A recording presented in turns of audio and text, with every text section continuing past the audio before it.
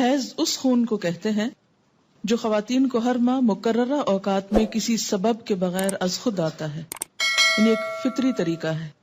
نفاس وہ خون ہے جو عورت کے رحم سے بچے کی ولادت کے وقت اور اس کے بعد کم و بیش 40 روز تک خارج ہوتا ہے۔ یاد رہے کہ شریعت میں حیض اور نفاس کے احکام ایک جیسے ہیں۔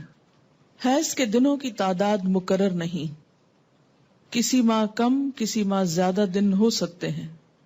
اسی طرح مختلف لوگوں کی عادت مختلف ہو سکتی ہے۔ حضرت عائشہ رضی اللہ تعالی عنہا سے روایت ہے کہ نبی اکرم صلی اللہ علیہ وسلم نے فرمایا، جب حیض آئے تو نماز چھوڑ دو، اور جب ختم ہو جائے تو غسل کر لو اور نماز پڑھو۔ اسے نسائی نے روایت کیا ہے۔ حالت حیض میں عورت کا جسم اور کپڑے دونوں پاک ہوتے ہیں، یعنی جسم، اس میں کوئی بظاہر ناپاکی نہیں ہوتی۔ مثلاً ہاتھ پاک ہے، اگر عورت آٹا گوندنا چاہے تو آٹا ہاتھوں سے ناپاک نہیں ہو جائے گا۔ اگر پانی پیے تو اس کا بچا ہوا پانی ناپاک نہیں ہوگا۔ اگر کسی چیز کو چھو لے تو وہ چیز ناپاک نہیں ہوگی۔ جس بستر پہ سوتی ہے اس بستر کو دھونے کی ضرورت نہیں، جو کپڑے پہنتی ہے ان کپڑوں کو دھونے کی ضرورت نہیں، الا یہ کہ کوئی ظاہری نجاست ساتھ لگ جائے۔ حیض کی حالت میں عورت کا بوسہ لینا جائز ہے۔ حضرت میمونہ رضی اللہ تعالی عنہا فرماتی ہیں کہ رسول اللہ صلی اللہ علیہ وسلم اپنی ازواج مطہرات سے بوس و کنار فرما لیا کرتے تھے، حالانکہ وہ حالت حیض میں ہوتی۔ اسے مسلم نے روایت کیا ہے۔ حائضہ سے صحبت کرنا منع ہے، یعنی انٹر کورس منع ہے۔ غسل سے پہلے حائضہ سے صحبت کرنا منع ہے، خواہ ایام حیض کی مدت کم ہو یا زیادہ۔ دوران حیض صحبت کرنے کا کفارہ 1 دینار 4 گرام سونا ہے، جبکہ حیض ختم ہونے لیکن غسل سے قبل صحبت کرنے کا کفارہ نصف دینار 2 گرام سونا صدقہ کرنا ہے۔ حضرت ابو ہریرہ رضی اللہ تعالی عنہ کہتے ہیں کہ رسول اللہ صلی اللہ علیہ وسلم نے فرمایا، جو شخص حائضہ سے صحبت کرے یا عورت سے دبر کے راستے سے صحبت کرے، عمل قوم لوط کی طرح، یا نجومی کے پاس قسمت کا حال معلوم کرنے آئے، تو اس نے گویا محمد صلی اللہ علیہ وسلم پر نازل شدہ تعلیمات کا انکار کیا۔ اسے ترمذی نے روایت کیا ہے۔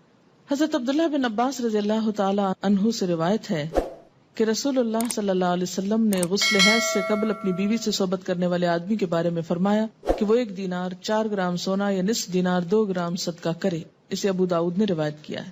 اس سے دراصل عورت کے حقوق کو پروٹیکٹ کیا گیا ہے، کیونکہ عورت اس حالت میں بیماری کے زیادہ قریب ہوتی ہے صحت کی نسبت، اور کئی قسم کی میڈیکل کمپلیکیشنز کا بھی احتمال ہو سکتا ہے دونوں کے لیے، اس لیے منع کیا گیا۔ اور صدقہ اس لیے رکھا جاتا ہے تاکہ انسان اس ڈر سے کہ پیسے جائیں گے، کیونکہ پیسے کا جانا زیادہ تکلیف دہ ہوتا ہے بعض اوقات، یا پینلٹی یا جرمانہ یا فائن کہہ لیں، تو اس لیے یہ ایک طرح سے روکنے کا سبب بنایا گیا۔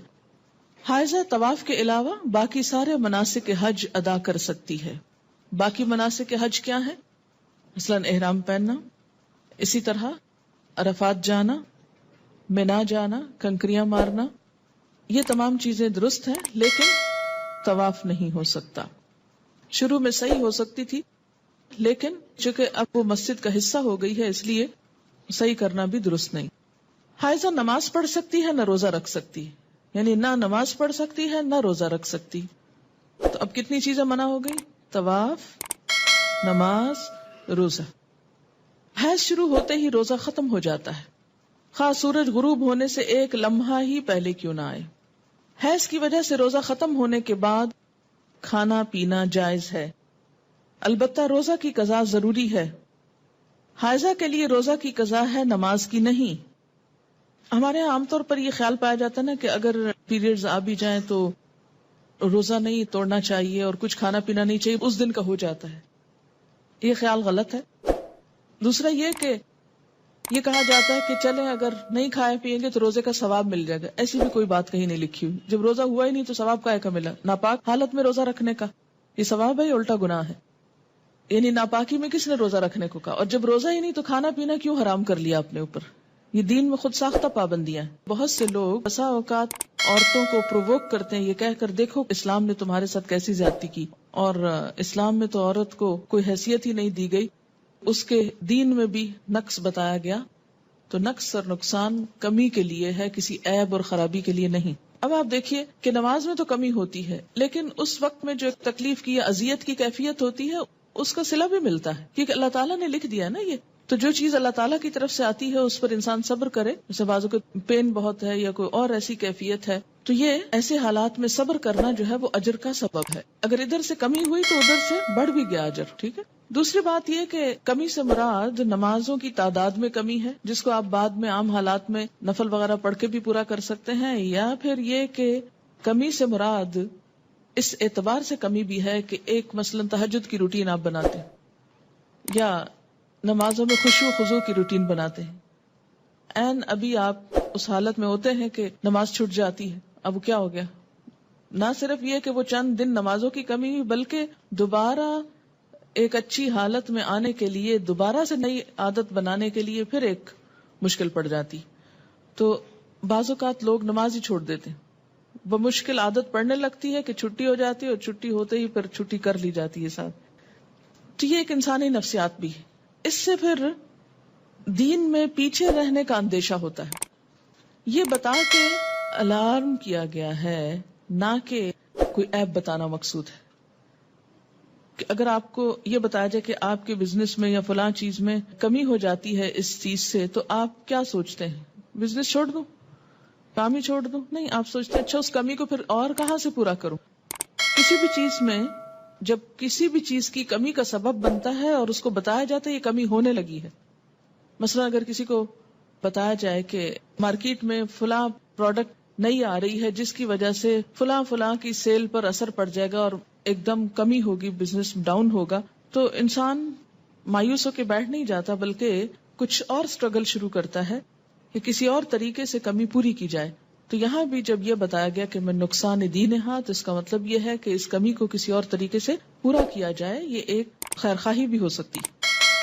اگر کوئی عورت رمضان میں فجر کی اذان سے پہلے حیض سے پاک ہو جائے اور غسل کا وقت نہ ہو تو پہلے روزہ رکھ کر بعد میں غسل کر سکتی.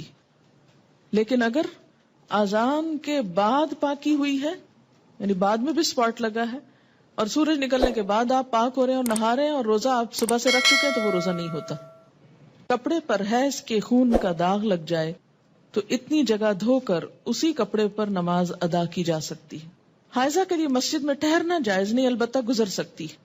حالت حیض میں جائے نماز کو ہاتھ لگانا، جائے نماز پر بیٹھنا، ذکر کرنا اور تسبیح اور تحلیل نیز دعا وغیرہ کرنا جائز ہے. کیونکہ بعض اوقات لوگ تسبیح نہیں اٹھاتے یا جائے نماز نہیں اٹھاتے، تو یہ بات درست نہیں.